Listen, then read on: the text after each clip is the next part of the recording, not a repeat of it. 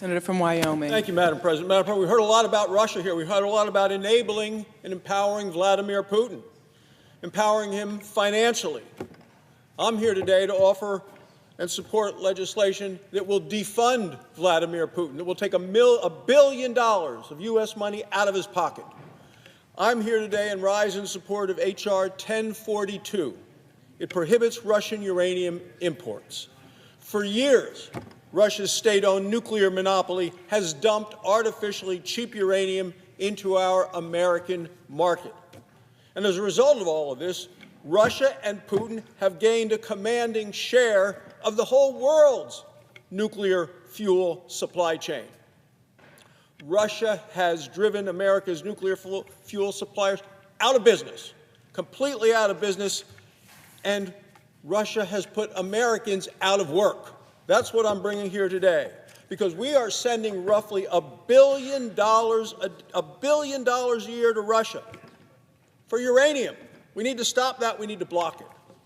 We are now at a point where the United States cannot even fuel our own next generation of advanced nuclear reactors. Congress doesn't step in. These advanced reactors will have no other choice than to be dependent on Russian uranium.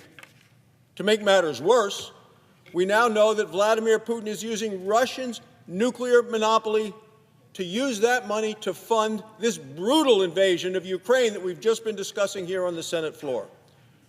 Russia's nuclear monopoly has also helped Putin evade sanctions and provide equipment and materials to Russia's military in Ukraine. None of this should surprise us. That's who Vladimir Putin is. He has created Russia's nuclear monopoly. We shouldn't be shocked that he has turned it into his piggy bank and his toolkit for his regime. It's time the American people in this country stops funding Russia's nuclear monopoly. Now, we can do this, and we can do it right here today by ending Russian imports of uranium into the United States. Ending Russian imports would provide certainty to America's nuclear fuel suppliers, those suppliers that Russia cannot undermine then again. We cannot allow that to happen. It would also ensure that we are not financing and continuing to finance Putin's war in Ukraine. Madam President, on Monday, the House of Representatives passed H.R. 1042 with unanimous support. This bill would end imports of Russian uranium within 90 days and therefore end this $1 billion a year of American money going to fuel Russia's war machine.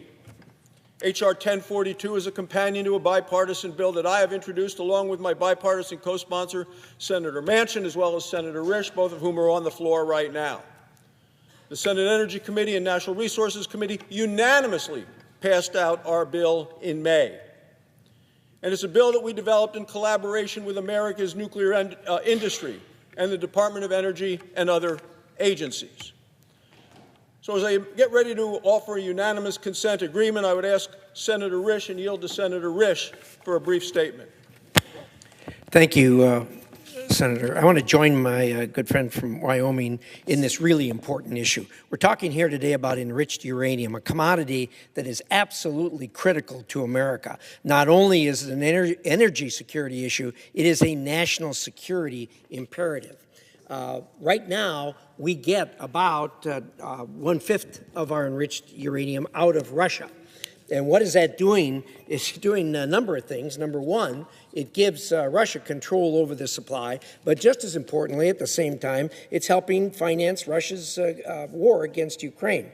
It's past time that we end this dependence or even use of any kind of Russian enriched uranium. Congress took a tremendous step by passing the Nuclear Fuel Security Act, which Senator Brasso, Senator Manchin, and I introduced, and to enhance domestic uranium conversion and enrichment capacity, which is desperately needed. Now we have to provide a pathway to enhance domestic nuclear fuel production. We need to provide certainty, both here at home and to the world, that our reliance on Russian fuel is over once and for all. This is our opportunity to do it here.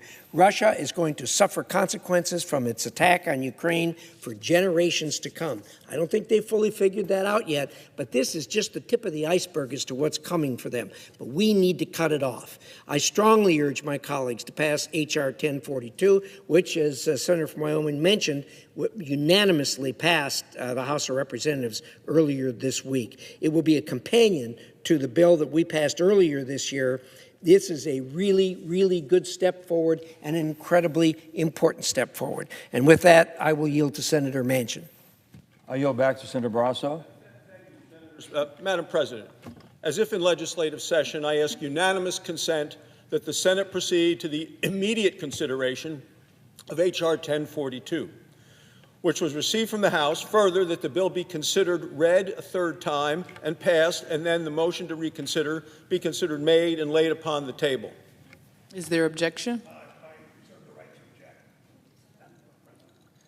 Senator from Ohio. Thank you, Madam President. I agree with my colleagues, Senator Manchin, Senator Barrasso, Senator Risch.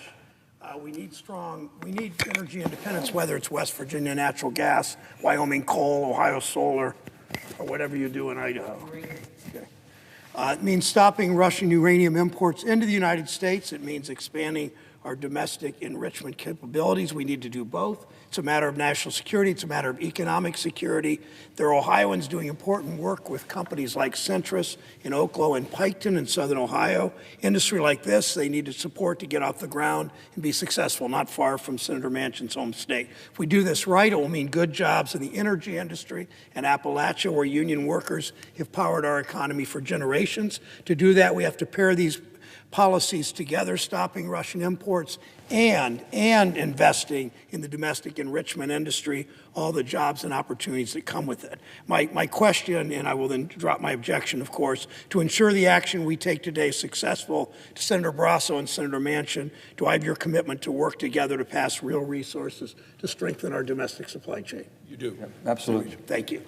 Thank you. With your leadership, we took an important step forward, the National Defense Authorization Act we passed last night.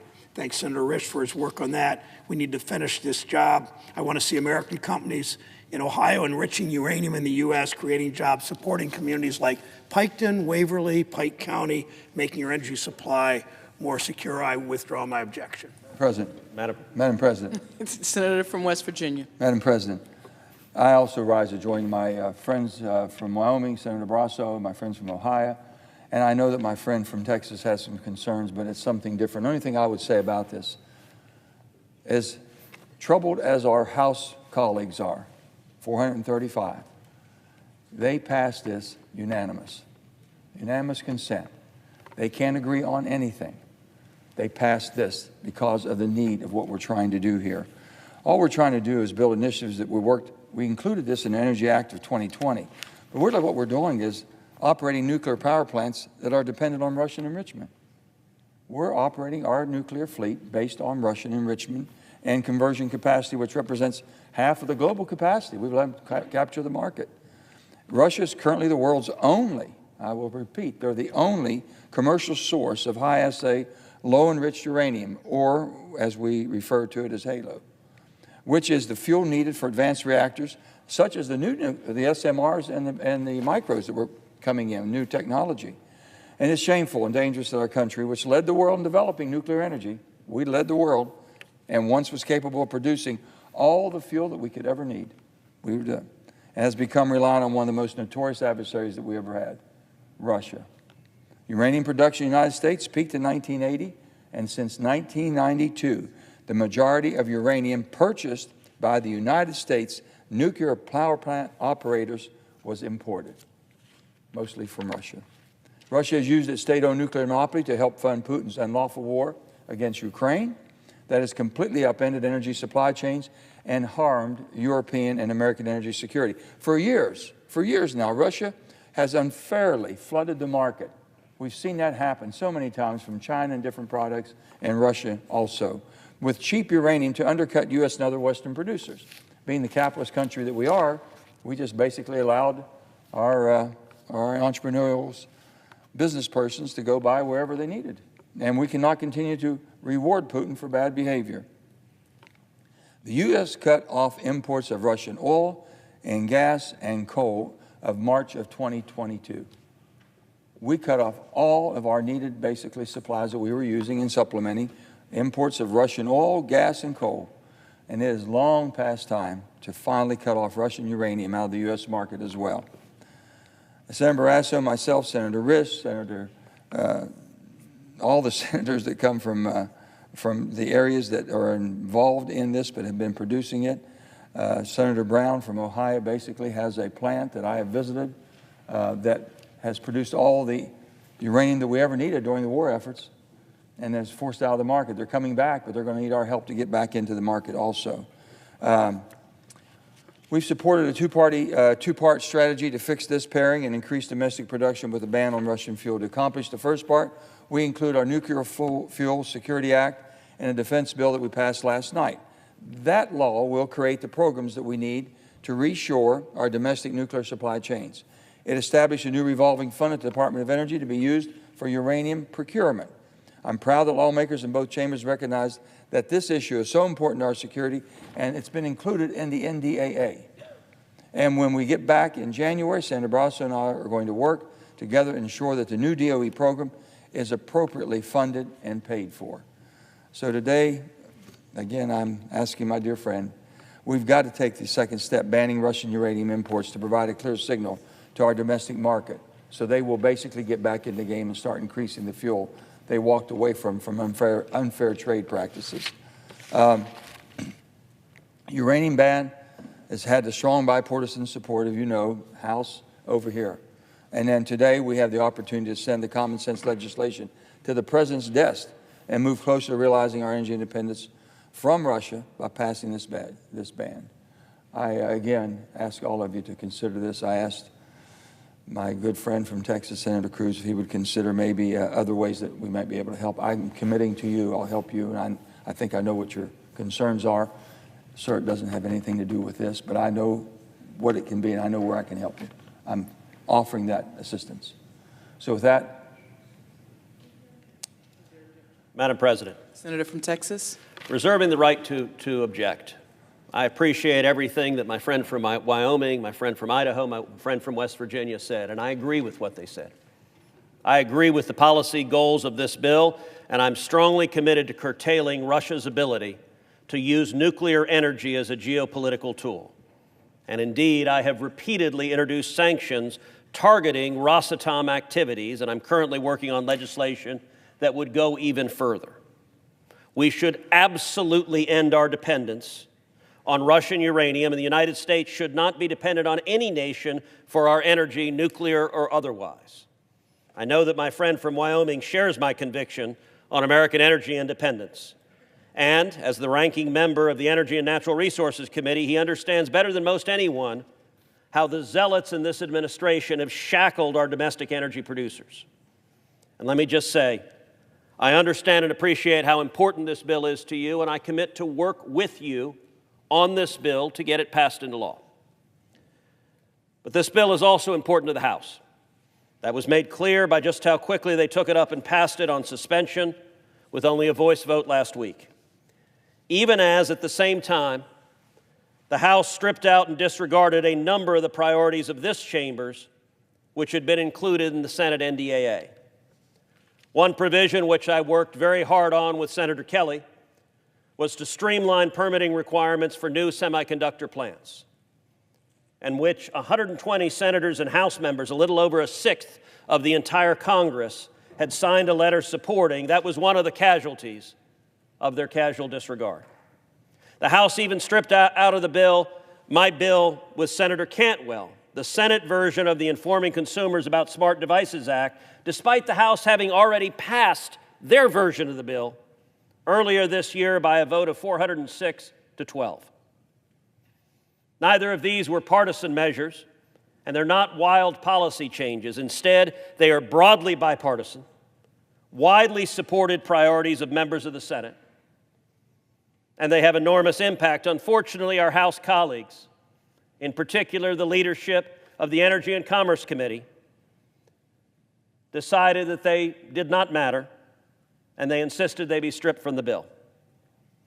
Now we've come up with an important priority that they care about. And to be clear, a policy with which I agree, asking for the blessing of the Senate. The consequences of their stripping that legislation from the NDAA is they hurt thousands of jobs across this country. They benefited communist China at our expense, and they hurt our national security by making us more vulnerable to China, and they undermined the privacy of Americans across this country. I hope and believe the House and Senate should work together cooperatively. I am eager to do so. I have extended an olive branch to the House for us to work cooperatively, but it is a two-way street. Until the House begins to take seriously the priorities of the Senate with overwhelming bipartisan support, and until they change course on the Senate priorities they disregarded arbitrarily, this bill, and potentially others from the chairman of this House committee, will not be moving in the Senate by unanimous consent. I object. President. The objection is heard. The senator from West Virginia. Madam President, it's very clear. I want to correct one thing that was said. Because of the 117th Congress that we all worked together, today we are producing more energy than ever in the history of the United States. We're producing 4.6 billion barrels of oil this year, 37 trillion cubic feet of gas, 13.5 billion cubic feet a day of LNG. 2016, we didn't do anything. So what we have done with all of the bills, the bipartisan infrastructure bill, the IRA bill, Inflation Reduction Act, forced this administration to start taking seriously us energy independence and security. They cannot just move in one direction. It's a balanced approach, and it's working. This is the part now that we need to shut down. We should not be relying on foreign supply chains, unreliable foreign countries of concern. When you have China, you have Russia, you have North Korea, and you have Iran, four of the most notorious.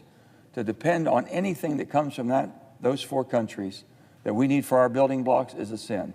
And so anything I'm saying on this, the hold you have here, there's going to be other things that we can work together to make sure. But we all, I think you had them on this. I don't know if that's their number one priority. They just didn't have any objections because they knew that something should be done.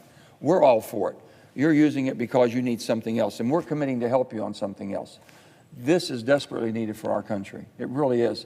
We have to send to the market because if not, they won't get they just won't move. If they think Russians can dump uranium, enriched uranium, hey, Lou, honest, they'll continue to do it. And it basically stymies the market for anyone's investing and the amount of money needs to be invested to get our enrichment program up and running. That's really what the concerns are. And we already have an NDAA. We'd like for it to, as far as the money, we're prepared to make sure that we have the necessary resources, but we can't do it unless we ban that, because if we don't ban it, people will, in this marketplace, buy wherever they can, the cheapest they possibly can. And I guarantee you, Russia needs the money for their war machine, and they'll keep dumping and dumping on us. So I would hope you would consider, sir, and that's all I can ask, because I'm committed to helping you, but this is the wrong one, I believe, to use. Thank you.